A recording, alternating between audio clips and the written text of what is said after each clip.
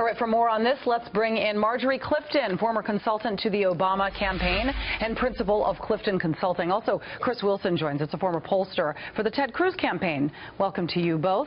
Thank you. So while Nunes said that there was no wiretapping of Trump Tower, that didn't happen. He also did say that legal surveillance was used to spy on the Trump campaign, whether intentional or not. Now, Chris, what other alarming and incidental collection, if you will, was picked up as security agencies were monitoring other targets during the last days of the Obama administration? Well, I think, first of all, it's important that Nunes see this investigation through all the way to the end before he starts commenting on it publicly. There's too much that it has the potential to come out, and it creates too much unnecessary speculation whenever he comes and makes statements like this. But second, I do think we cannot overlook the fact that this occurred, and the unmasking that's going on, the names being spread around, that is concerning. It's alarming, and the fact that it's going on needs to be investigated. And if there are people that were part of the Obama administration, that were part of the intelligence community, that were trying to embarrass members of the Trump transition team, that's a real problem. But finally, I think most importantly, the key thing here is that the Trump administration cooperate fully with this investigation, because as long as this is going on, it is a distraction, and it's going to do things like take away from his ability to have any sort of negotiating authority to pass health care, to pass tax reform, to do all the things that he promised to do that got him elected.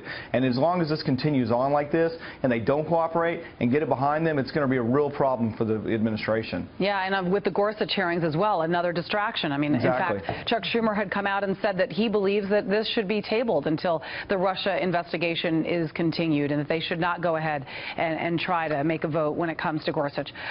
As far as Nunes is concerned, Marjorie, he said he was concerned. That's not a surprise. I mean, surveillance is not surprising. It's not surprising to be concerned.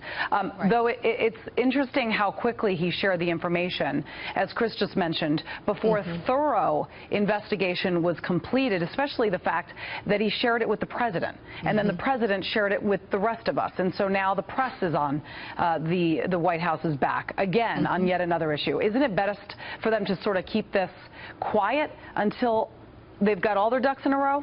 Absolutely, because, you know, as was pointed out, all it does is create unnecessary speculation and distraction. And I think the major concern with Nunes is really his ability to be impartial. And given that he worked on Trump's transition team, was a big part of, you know, the new Trump administration, I think the concern is he able to objectively look at the issue at hand, because it does involve Donald Trump. And again, his going directly to the White House and frankly making his own deductions, even like that, about the masking, we still don't really know, because the hearings haven't been held and the information is still private, as it should be, about what exactly took place and why. And until we know that, it's actually dangerous for him to go out and be making his own assumptions and reporting out, and especially to the president, because again, can he remain as a third-party impartial, which is why we have John McCain and others saying maybe we need an independent committee, like the 9/11 hearing. Chris, everyone only spoke of one thing, and that was proof. After the president came out and said, you know, Obama had his phones wiretapped, and he used that as a quotation. They later said he wouldn't necessarily mean that they were wiretapped, his phones, and that there were other means of surveillance. But nonetheless, everybody wanted proof. Okay, so now Nunes comes out and he gives some proof. Is that enough to prove that the Obama administration knowingly spied on the Trump campaign? Well, it's not yet, but it doesn't mean that it's not there, and that's really the problem. And where Nunes is I guess I'm a bit empathetic here. His name was one of the ones that was unmasked. I would imagine that would be incredibly shocking to him. He's a part of the administration.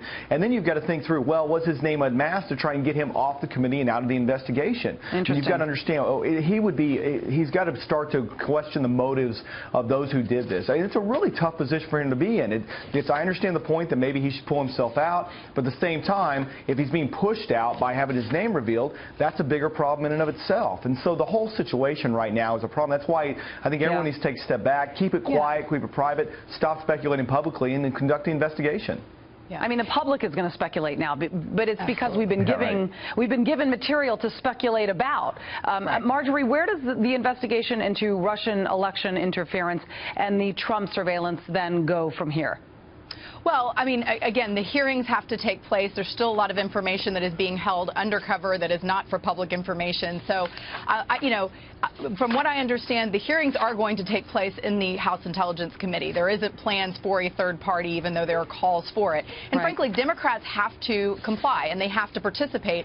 Otherwise, they will not get any access. If they decide to boycott or something like that, they wouldn't get access to all the files and the information. But I think the key thing is not that what is in question is whether the Obama administration was spying on them.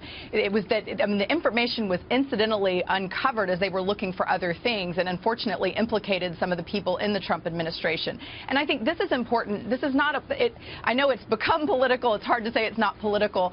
But the issue of other countries engaging in our electoral process is one that is fundamental to all of our parties. So I think it's absolutely crucial that we do uncover the actual and real information. Okay, and so then how does the White House go from here, Chris? I mean, where do they stand? Do they continue to be open, or do they try to make this go away until they get their investigation completed? Typically, in sort of a criminal investigation, if you would, you would essentially leave all that information, all your evidence, you'd keep it to yourself until you go to trial.